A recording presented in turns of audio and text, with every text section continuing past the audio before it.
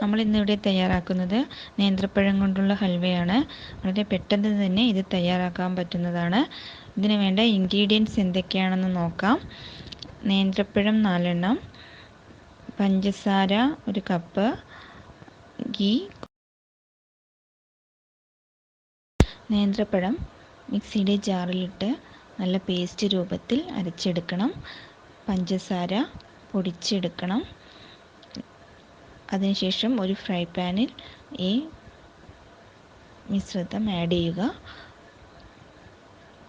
അത് നന്നായി ഇളക്കി കൊടുക്കുക.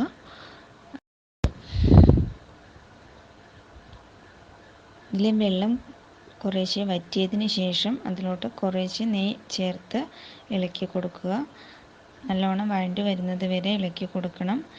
ഇടയ്ക്കിടയ്ക്ക് കുറേശ്ശെ നെയ്യ് ചേർത്ത് കൊടുക്കണം.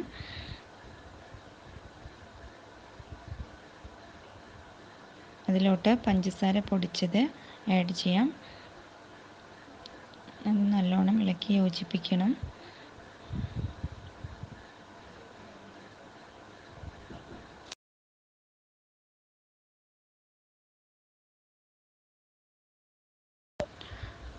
ഇത് ഒരു പ്ലേറ്റിൽ നെയ്യ് തടവിയതിന് ശേഷം ആ പ്ലേറ്റിലോട്ട് മാറ്റാം.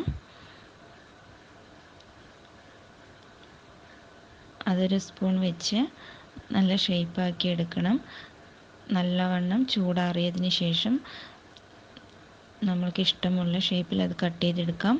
ഇപ്പോൾ നമ്മളുടെ ഹൽവ റെഡി.